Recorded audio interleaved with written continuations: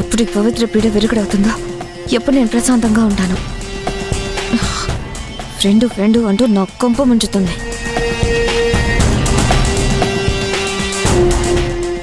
అమ్మా సంజన, మీరా పిన్ని, రండి కూర్చోండి. పర్లేదమ్మా, రా భోంచేద్దు గాని. ఆహా వద్దు పిన్ని. పోనీ జ్యూస్ కానీ పాలు కానీ తాగుతావా? తీసుకురానా? ఆల్రెడీ పాలు తాగాను, అమ్మ తెచ్చిచ్చింది.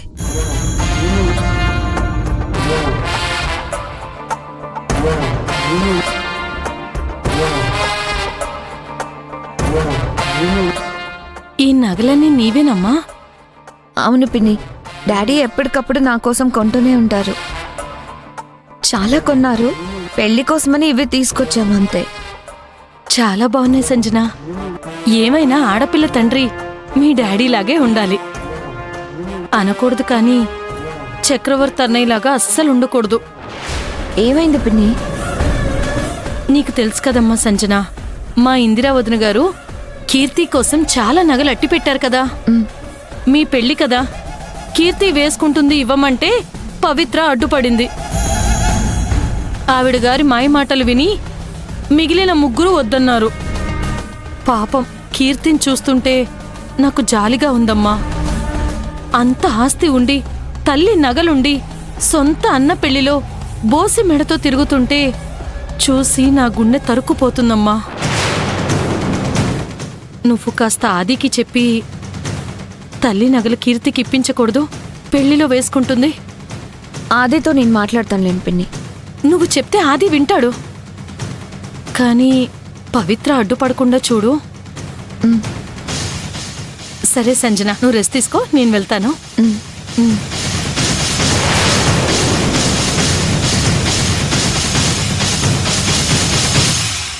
ఆది ఆగు ప్లీజ్, నా మాట విను. అనవసరమైన గొడవలు వద్దు. రే ఆది, రేపు పెళ్లి పెట్టుకుని ఇవన్నీ మంచివి కాదురా. ఆది ఆవేశపడకు. ఆది ఏయ్ సంజు, ఏంటి? మహేశ్వరి మీద అనవసరంగా దొంగ అనే ముద్ర ఎందుకు వేశావు? నువ్వే గొలుసిచ్చి అందరి ముందు నేరస్తురాలిగా ఎందుకు నిలబెట్టావు? నేనేం తప్పు చేయలేదు, కరెక్ట్ గానే చేశాను. ఏంటి కరెక్ట్? మహేశ్వరి గురించి నాకు బాగా తెలుసు. అప్పులున్నాయేమో గాని తప్పులు చేసే మనిషి కాదు. కష్టాలుండొచ్చు, కానీ ఒకరికి నష్టం చేసే మనస్తత్వం కాదు.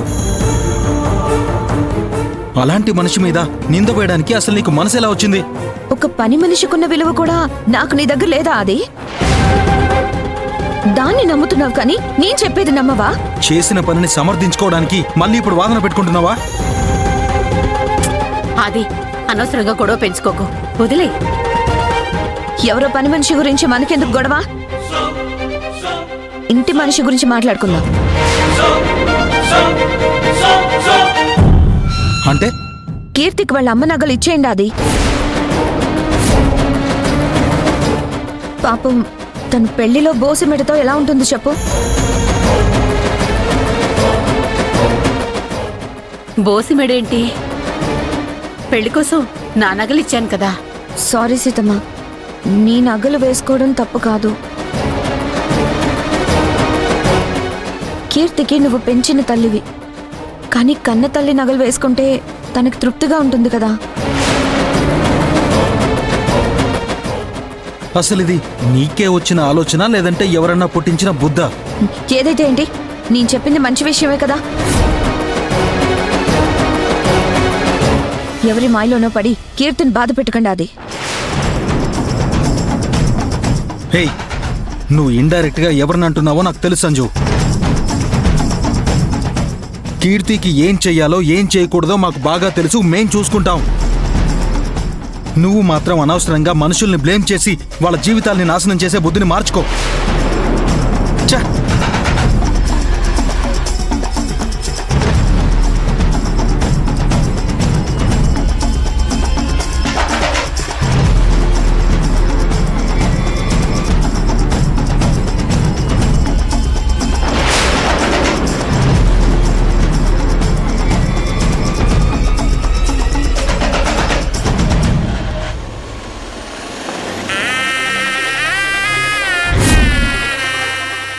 రేయ్, దీన్ని చంపడానికి ఇదే కరెక్ట్ ప్లేస్.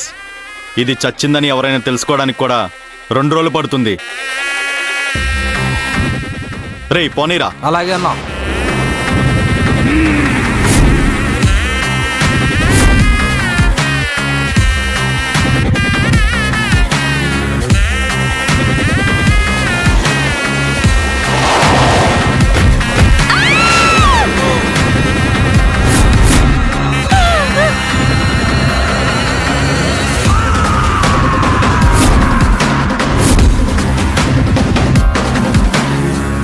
అన్నా వెళ్ళి చచ్చిందో లేదో చూసి రావాలా?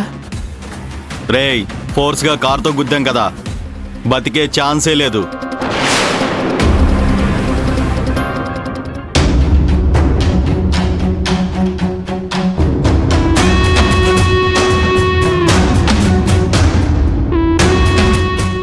సంజన, పాలు తాగేశావా? అడుగుతుంటే మాట్లాడవేంటే?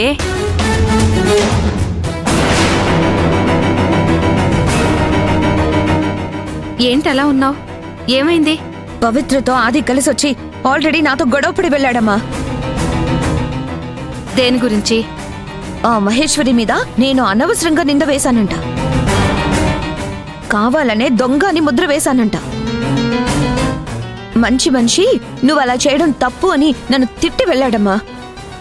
అది అన్నదాంట్లో నాకైతే ఏమాత్రం తప్పు కనిపించట్లేదు. మహేశ్వరిని వాళ్ళంతా నమ్మారు కాబట్టే పనులు పెట్టుకున్నారు.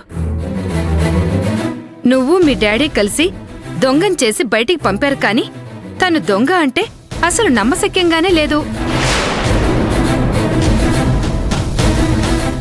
అదేంటి సరోజ గారు, మీరు కూడా అలా మాట్లాడతారు? మన పిల్లల్ని మనమే నమ్మకపోతే ఇంకెవరు నమ్ముతారు? అసలే ఆ పవిత్ర లేనిపోనివన్నీ ఆదికి చెప్పి సంజన మీద కోపం వచ్చేటట్టు చేస్తుంది.